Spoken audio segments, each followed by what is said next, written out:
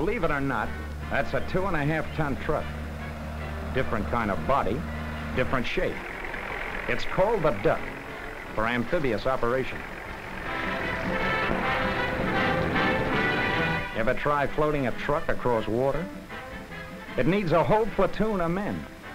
A big tarpaulin tucked up over the sides, and she's floated across. That is, if there's no wind or waves. But America's fighting a modern war. So it takes the same GI truck, adds a little American ingenuity, and you got the Dukw. It's still a 2.5, but it's also a motorboat with its propeller, rudder, anchor, bilge pumps, watertight and waterproof, able to cut through almost any kind of surf at a good 6 knots. It's become more and more apparent that our strategy from now on in calls for landings on lots of beaches and in lots of places. Invasion from the sea. And there's been an urgent need for quicker, safer, more efficient ship-to-shore transportation. American production skill has sent the GI truck to sea, out to the big transports that lie offshore, with cargo for the men on land.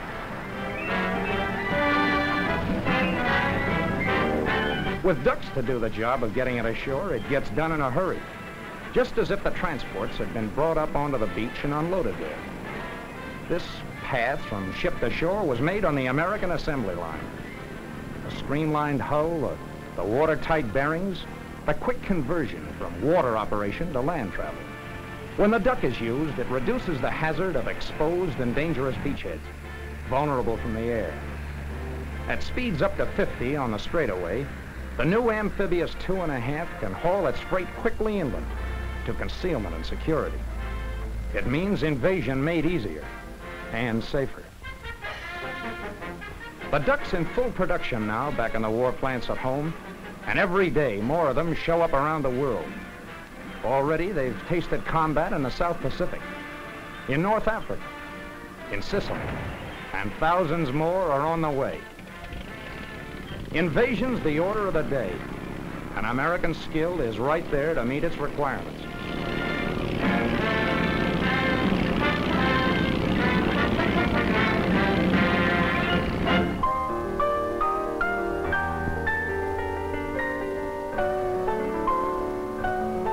The Russian people, somebody has said, who shall ever know them? Well, we, their allies, shall know them as we move together against the common enemy. Here at the far edge of the fighting front comes a piano on a truck and a famous pianist to play for the flyers, as if they were home in Moscow, Leningrad, Vladivostok, or Stalingrad.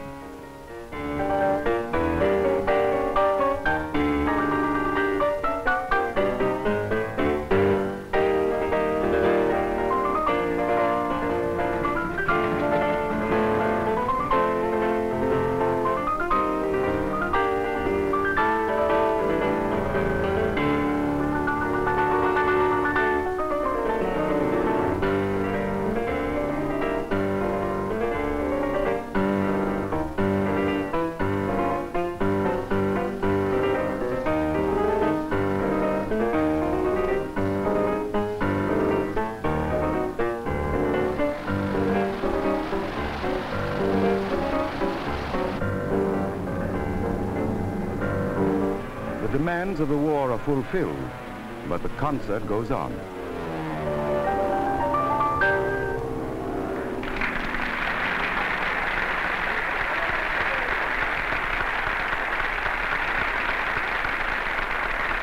And to the tank men comes a Russian singer to lift the spirits of the men with a song of home and love.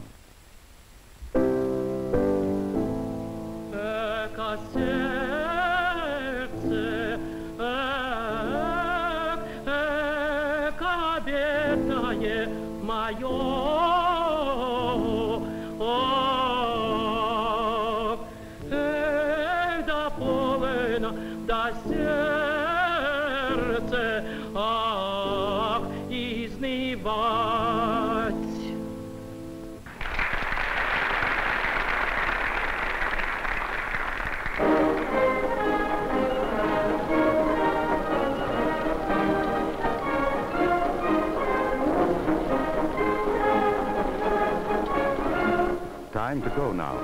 But first, a bouquet traded for a good long hug and kiss, even as you and I.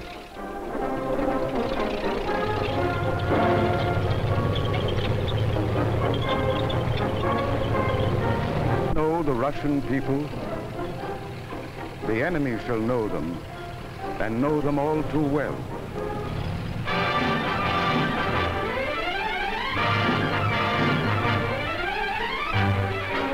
Global war has strung a lot of uniforms around the world. Back home, the big cities are getting more and more used to foreign chevrons, cockeyed accents, Allied servicemen coming from somewhere, going somewhere, here for a day or two, or maybe 3. Here's one of them, an Australian flyer, Wing Commander Keith Hampshire, RAAF, on his way to England with 4 days in New York en route. And while he's here, it's see as much as possible. Today, the Empire State Building, the highest building in the world, 100 floors above New York, over 1,000 feet up above the 2nd largest city in the world. Even for an airman, that's altitude. And for anyone, it's an impressive sight. There are more than 10 million people down there, Commander. It's about as many people as in all Australia. It's New York, Hoboken and Jersey City, Brooklyn and Long Island City, Yonkers, Staten Island, Hackensack, Queens. It's New York. A lot of flyers, soldiers, sailors, and Marines come from here. That's Eddie Connor and Duke Dukelow, his pal. Just back here after 20 months in the South Pacific. Hey, see that guy over there in a blue uniform? Haven't we seen him somewhere before? Australian. Yeah, he was with us in New Guinea, that Boston outfit, I believe. You sure? Go over and ask him. No, you go. Oh, let's both go. Okay. They all got decorated in the Bismarck Sea show in New Guinea, in the same spot where the commander did his flying. DFCs and silver stars for them, and a DSO for Commander Hampshire. They're 7,000 miles away now, and when guys have flown together, they always head for the nearest bar to talk about it over a beer. No, actually, I've only been in this country 2 weeks. 1 day in New York so far. Well, how do you like it? Great. Something like I'd hoped for. People are very friendly. Of course, I expected that, having seen so many of your chaps down in New Guinea. Commander, weren't you in that Australian squadron of Boston's located at 4 Mile? Right, 20 Squadron. We were B-25s based on Schwimmer Field. Yeah, we were the first B-25 squadron into actual combat. Commander, you knew the generals, didn't you? Yes, a bit. Well, what was the brass hat version of this Bismarck Sea story? I mean, how did they talk about it? All we got was the fun and the convoy. Well, to summarize briefly, it was a great piece of work on the part of the intelligence, a well-conceived and rehearsed plan, and brilliantly executed. Well, you know that, naturally, you were there. One of the most pleasing features concerning the victory was that every unit of the 5th Air Force took part in the action and had some measure of success. Operations at every field completely understood the plan to the fraction of a minute. I knew when we got up that morning that it was going to be a big day. March the 3rd, 1943. As it turned out, it was the biggest day of my life. 3 days we'd had the ships all gassed up and loaded with eggs for Hirohito. The waiting had been tough. All we'd been worrying about was wind. And that morning, when we hopped into our little B-25s, we were ready to go.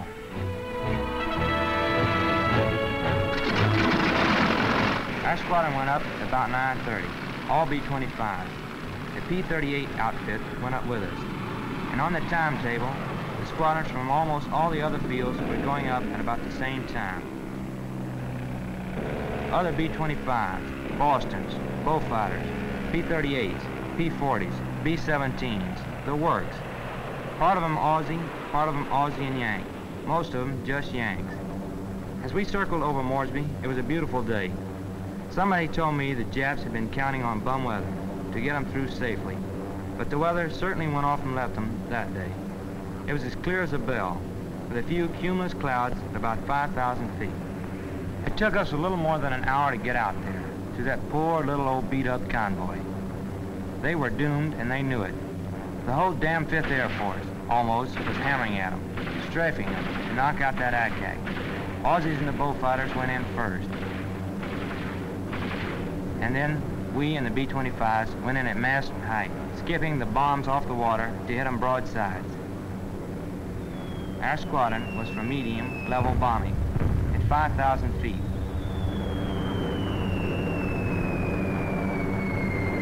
Our bombardier got a direct hit and several near misses, which are sometimes better than a direct hit. That transport went down with all hands in about 2.5 minutes. We wanted to stick around and go after some more, but once we'd shot our load and sunk a transport, we let out for home. The skip bombing boys made several runs, but we weren't that lucky. Anyhow, looking back, it was the prettiest sight I've ever seen.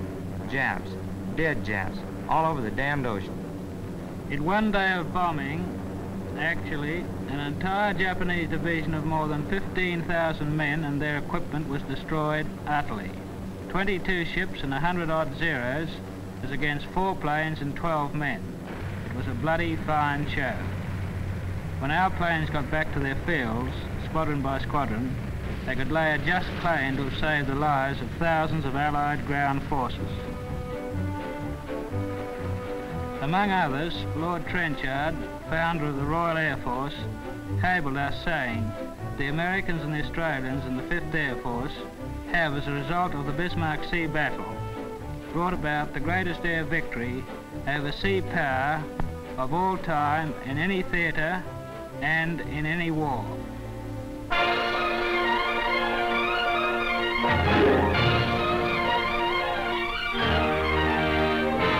There are still some streets in Old Mobile that make you think of what it must have been 100 years ago, when the upriver planters came to town to race their horses and buy their drinking liquor. They say there wasn't a prettier town along the Gulf, but Old Mobile's changed.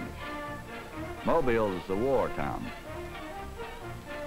More people than the city ever saw or dreamed about before are coming in.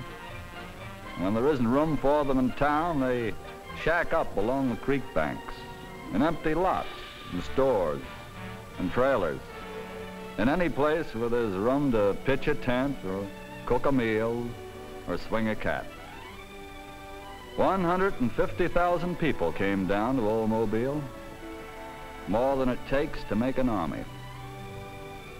Many are wives and girls of men in uniform, and they bunk up in warehouses, making the best kind of a home they can. When the mail comes here, there are letters from Guadalcanal and Tunis and the Illyushins, because now it's the shipyards of Old Mobile that people come to see, and the workers raise a pile of dust, swing shift and graveyard shift, crowding up the factory gates 3 times a day. This is why they come to Mobile, come down the river and over the dirt roads to the shipyard, come from the back hills and the quiet towns, leaving big houses and swamp shacks and kitchens for the shipyard. Uncle Sam called for war workers, and they're still coming. It doesn't matter much whether it's skilled work, precision work, or work that takes just nerve. The women have stepped right in to take the place of their men. Welding and riveting. More than fried chicken and spoon bread are what the war South is getting to be famous for. The kids don't always understand where their fathers have gone. You can tell them, but they don't always understand. But they have a good time getting used to a new place, playing with strange kids. And all the time, down at the wharves, once a week, as regularly as the bells of Christ Church ring on Sunday, a new ship gets her wine as the blocks come out and she goes down to Mobile Bay. Goes down the bay, down the Gulf, out to where the shooting war begins.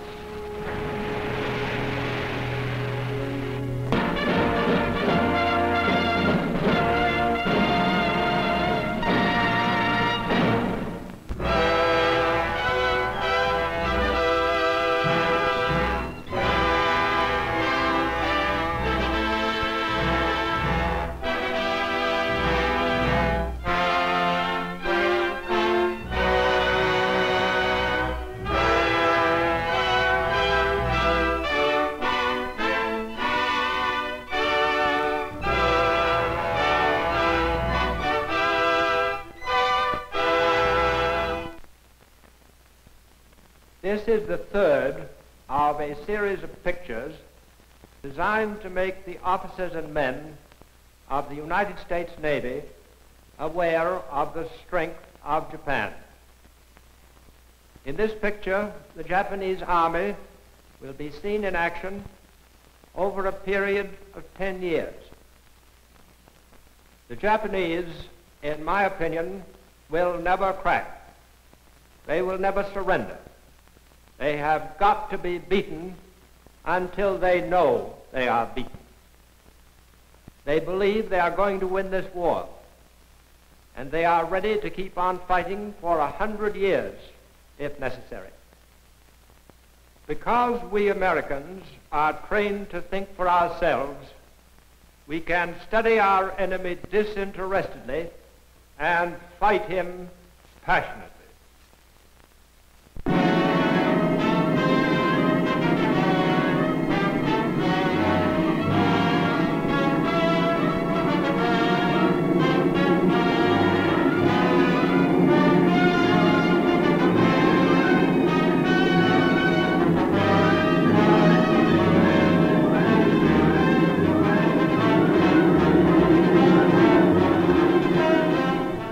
In the past 11 years, the war machine of Imperial Japan has swept victoriously over vast areas of the Earth's surface. There are still Americans who underestimate the formidable strength of this enemy. To defeat him, we must first understand him. A fanatical fighter, resourceful, treacherous, and murderous, who despises all other peoples, and through decades has known but one purpose, that of imposing his ruthless will upon the world by force of arms. Since 1931, the Japanese Empire has been run by its militarists. Japan's few liberal statesmen were persuaded long ago to back the aggressive war plans of the armed forces. In 1941, the Japanese War Party came to power, headed by General Hideki Tojo, today the undisputed master of Japan. In 1931, the militarists took the first steps necessary to bring about world conquest. In Manchuria, they threw mechanized troops against an inadequately armed neighbor. Within a year, they had overrun the rich Chinese provinces of Manchuria and consolidated their gains. They then proceeded to give the world a foretaste of what it means to be conquered by Japanese. To maintain an atmosphere of legality, they placed on the age-old dragon throne of the Manchu dynasty the Puppet Emperor Puyi, but even he knew how empty an honor was his.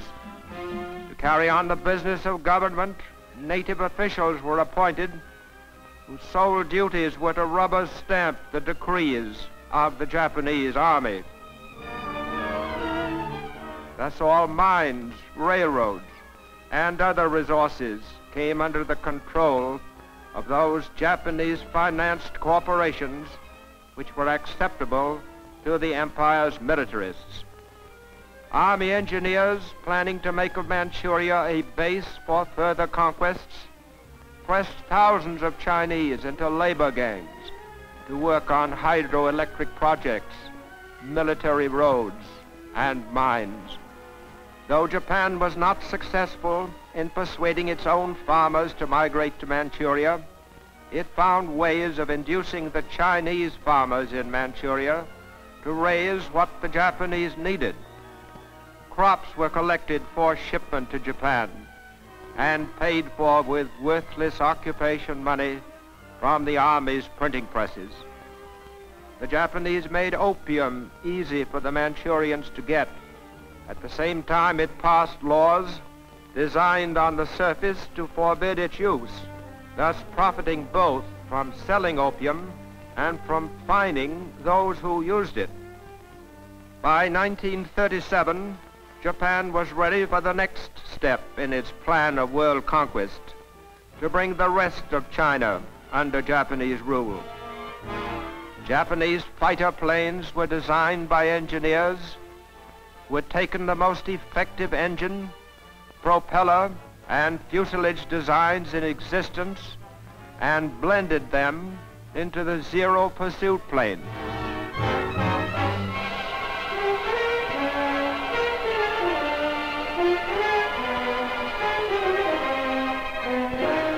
At Shanghai, their pilots were not flying over strange territory. Many of them had been flying over the area for months in commercial airliners.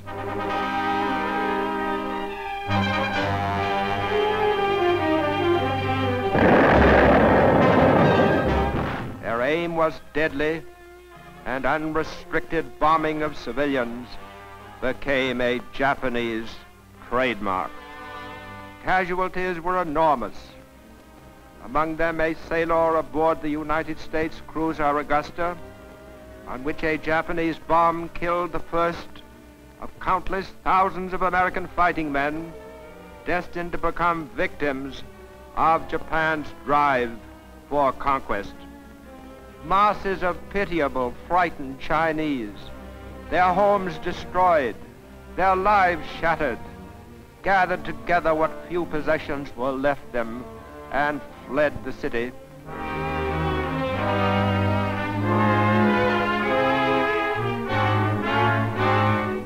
The Chinese who stayed behind were reduced to the level of cattle by their arrogant conquerors. American missionaries who tried to help and comfort China's refugees were deliberately bombed out of existence by the infuriated Japanese.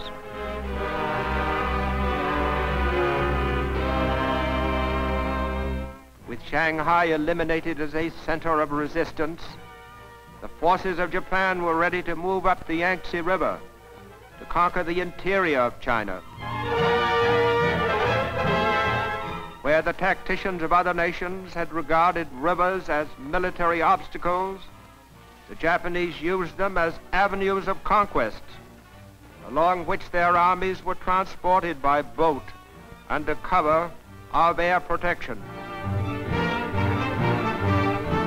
When reconnaissance planes showed signs of an enemy ambush ahead, their forces would disembark downstream to move up along the shore. This plan of water envelopment was the first actual application of modern aero-amphibious warfare, attack by combined land, sea, and air forces.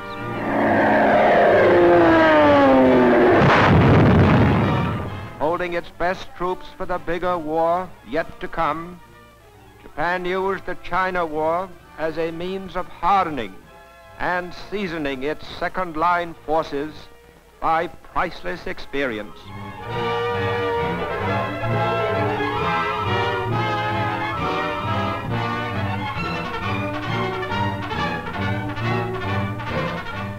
In actual battle, they solved complicated problems of supply and transportation.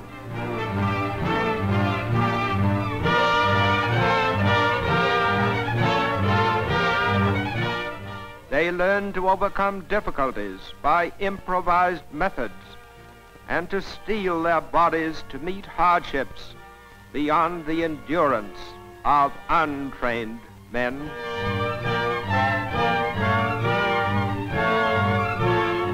When they were held up by a river, assault boats were brought up to ferry the troops across under the cover of a chemical smokescreen.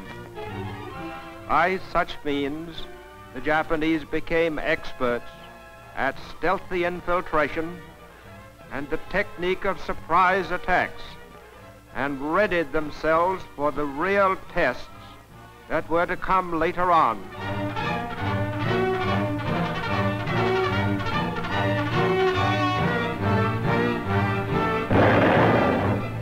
But the Japanese, who had expected to overrun all of China within a few months, with little opposition from the disunited and unprepared Chinese, found themselves involved in a long and bitter war.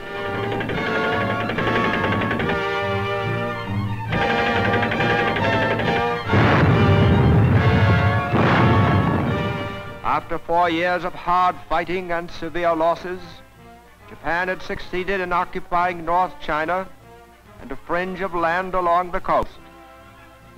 But in this territory, the soldiers of the rising sun had won most of the objectives for which Japan had launched its invasion.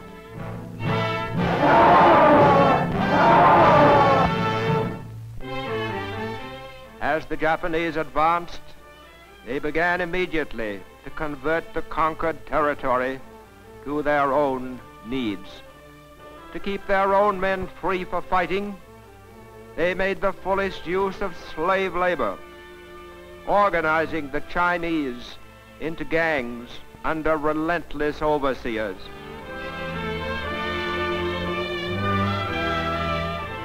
The conquered Chinese were not docile. They had to be guarded constantly, but rebellious coolies who were reluctant to work or deliberately slowed down were given the alternative of working or starving. The Japanese believe in making an invasion pay for itself. Thus, day by day, the Japanese were building up their strategic stockpiles at home in preparation for the day when they would be ready to strike out for the immense riches of the South Pacific. Years ago, Japan's militarists had realized that the Philippines were the strategic key to this whole area. Also, they contained resources Japan needed in order to extend its conquests. In the islands were millions of board feet of hardwood, enough first-rate lumber for all Japan's needs. In the making of hemp, a useful war material, Japanese colonists in Dukw had managed to gain a strong monopoly. But what Japan most desired was chromite, produced in the Philippines at the rate of 130,000 tons a year. In British Malaya, Japan saw within its grasp a land rich in resources and poorly defended. Malaya rubber plantations produced more rubber than the Japanese could use, and in addition, they had great strategic value. For the United States and Britain had long relied on Malayan rubber to keep their economies functioning.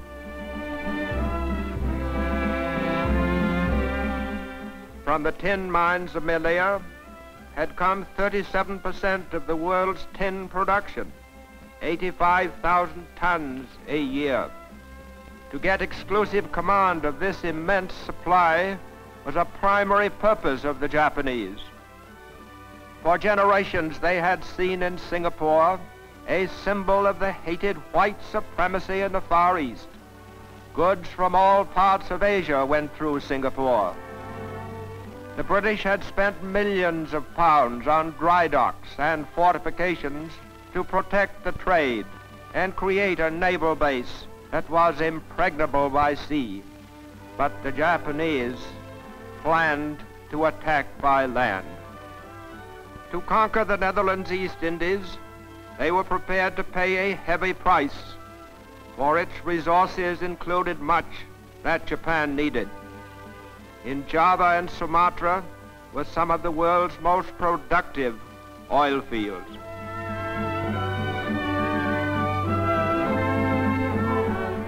"85% of the world's cinchona bark, from which quinine is made, comes from those islands. Since quinine is the preventive for malaria, which is capable of destroying whole armies, its military importance to Japan was obvious.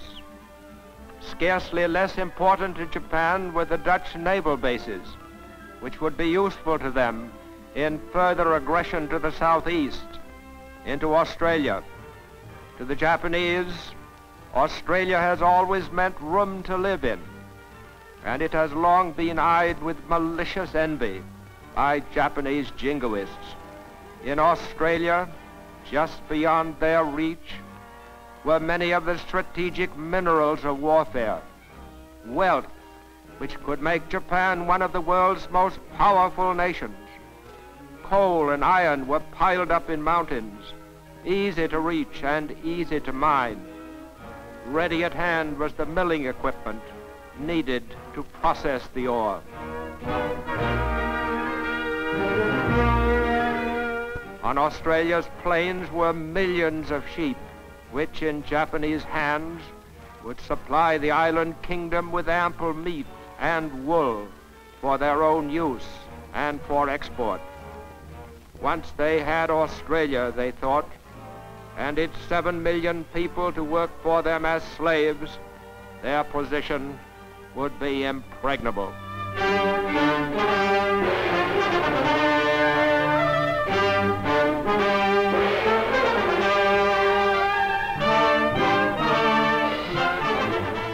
By March of 1941, Japan found it expedient to send its foreign minister to Berlin to verify the reports of its military attachés.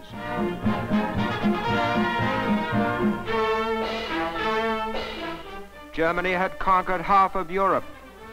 Japan controlled a large part of China. Japan was accepted as an equal by Germany, and many of their political and military ideas were identical. Germany had already studied Japan's method of handling subject peoples. Similar methods were applied in Poland and other countries. Between Japan's leaders and Adolf Hitler, there was a perfect meeting of minds and a complete understanding. Out of this meeting between two unscrupulous warrior nations, bent on destruction of the existing world, came an agreement that Germany would not interfere with Japan's designs on Indochina and Thailand. In these countries were bases closer to Singapore than any yet in Japan's hands, bases from which the Japanese planned to launch their conquest of the South Pacific.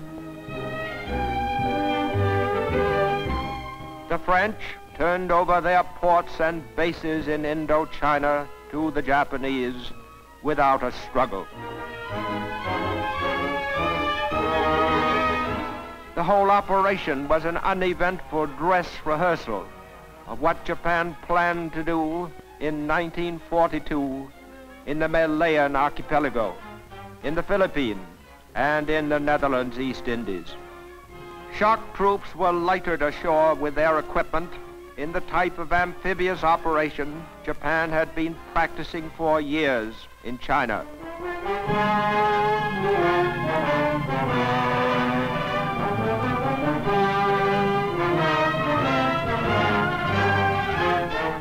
By the time advanced troops had begun moving into the interior, they were assured of ample equipment and replacements.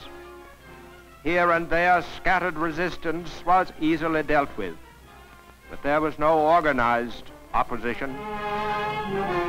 Within a few days, at the cost of hardly a man, the Japanese were in possession of all of Indochina up to the border of Thailand, which they well knew would offer no difficulties to their armies. Then Japan was ready for its next move, a move destined to be remembered in history. In Tokyo, a cabinet crisis was arranged, and the one man who could satisfy Japan's powerful war party, General Hideki Tojo, became Prime Minister. Into office with him in October 1941, General Tojo brought faithful admirals and generals who had served the war party. The removal of Premier Konoye in favor of Tojo meant that the great decision had been made. Japan was setting out irrevocably upon its path of conquest in the Pacific. Within a few weeks, the Imperial Japanese Navy was standing out to sea.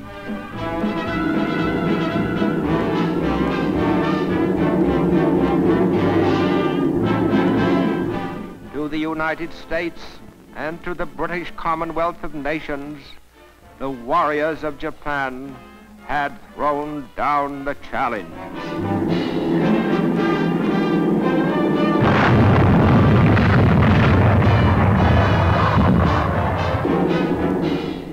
And it is that challenge that we, the people and the fighting forces of the United States, in our own blood, our unremitting effort, and our stern sacrifice, must forever answer.